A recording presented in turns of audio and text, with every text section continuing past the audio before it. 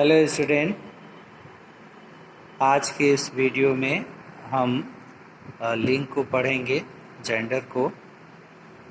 तो आइए देखते हैं हम चैप्टर में। लिंग का अर्थ है पहचान या चिन्ह।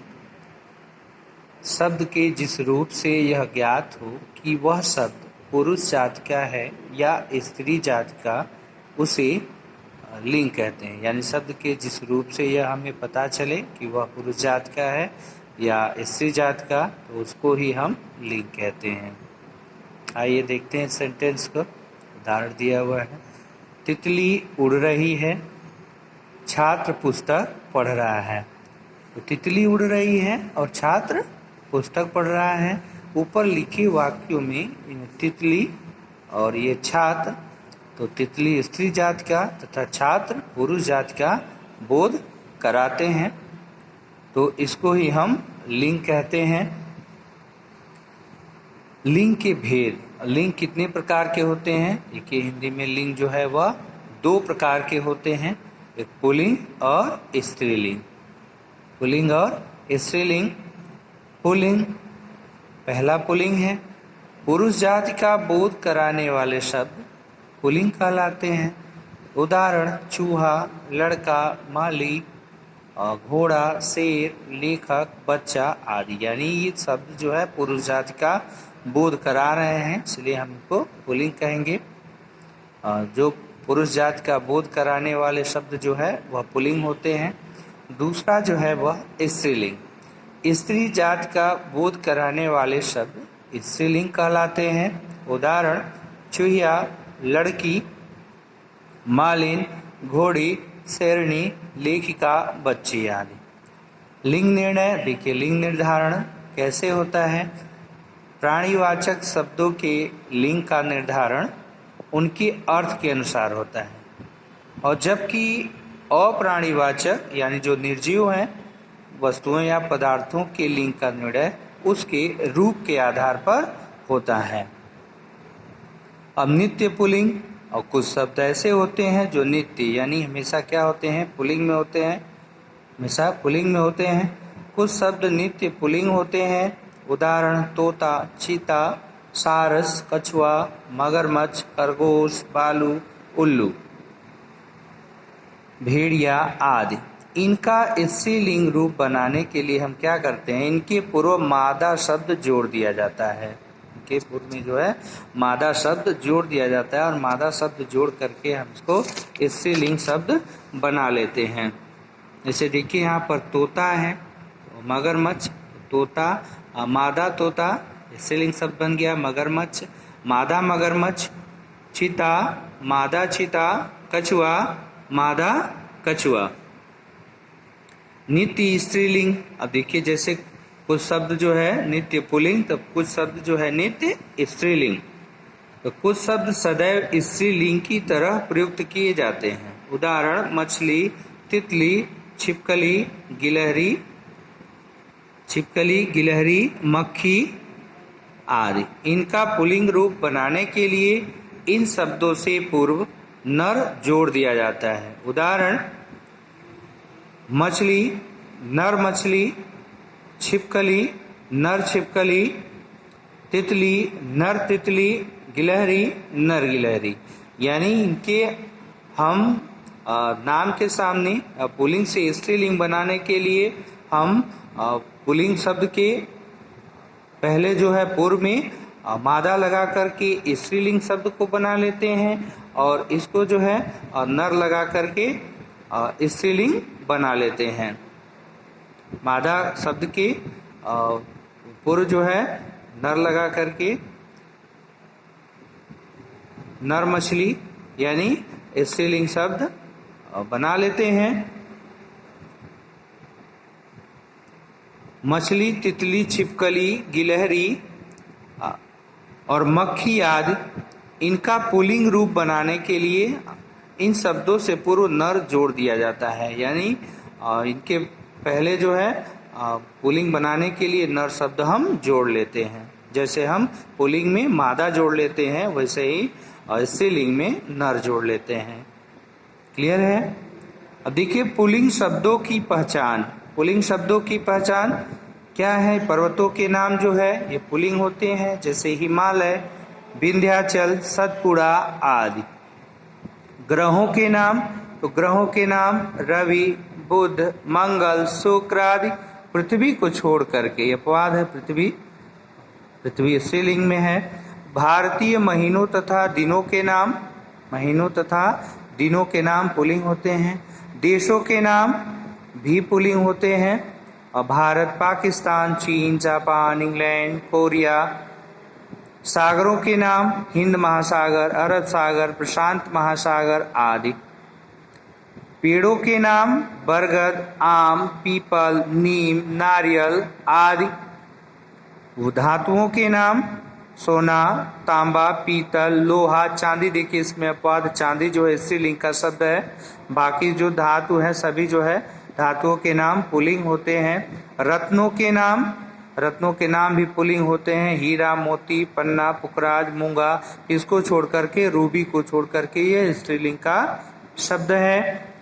शरीर के कुछ अंगों के नाम, शरीर के कुछ अंग हैं जो प्राय पुल्लिंग होते हैं। आँख, कान, गला, हाथ, पैर आदि कुछ होते हैं जो स्त्रीलिंग भी होते हैं। अंगों के नाम जो है यहाँ पुल्लिंग वाले हैं, आँख, कान, गला, हाथ, पैर आदि।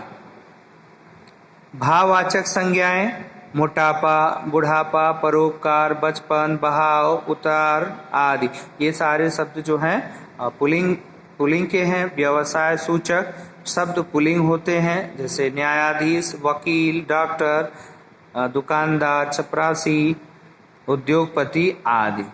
यानी ये शब्द जो है पुल्लिंग शब्द का बोध कराते हैं। स्थानों के नाम कमरा, हॉल, पुस्तकालय, कार्यालय, भोजनालय और चिकित्सालय, सभा भवन, मंदिर, गिरजाघर आदि। वर्णमाला के कुछ अक्षर जैसे अ, आ, ए, ओ, औ आदि, ये जो है पुल्लिंग है।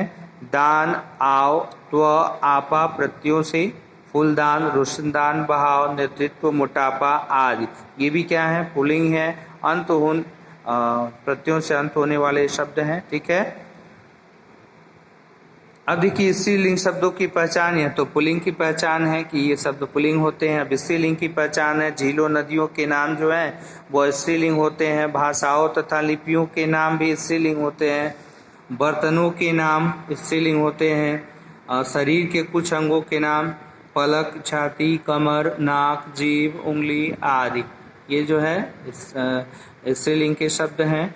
हिंदी तिथियों के नाम, ये भी स्त्रीलिंग, चतुर्थी, सप्तमी, पूर्णिमा, अमावस्या, तीज आदि, ये सारे शब्द जो हैं स्त्रीलिंग के हैं। अब पुल्लिंग से स्त्रीलिंग बनाने के नियम देखिए, कुछ नियम दिया हुआ है यहाँ पर।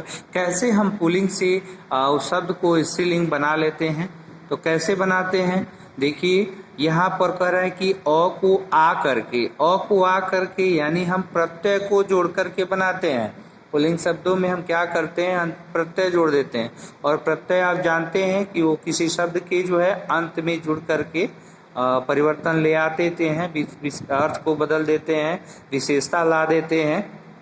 तो प्रत्यय यहाँ अंत में जुटेंगे। जैसे कह रहे हैं कि अ को आ करके, तो यहाँ छात्र है अ, या उसको हम क्या कर देंगे? आ कर देंगे, तो यह क्या हो जाएगा? छात्रा हो जाएगा। सुत है सुता हो जाएगा। अध्यक्ष है अध्यक्षा हो जाएगा।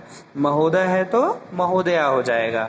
इसी तरह वृद्ध है वृद्धा, शिष्य को शिष्या, मूर्ख का मूर्खा, भवदीय का भवदिया, यानी स्त्रीलिंग शब्द बन गए। इसी प्रकार अ को ई करके, अब अ को ई करके पुत्र है तो ई करेंगे, पुत्री होगा। नाना नानी, चाचा चाची, दास दासी, हिरण हिरणी।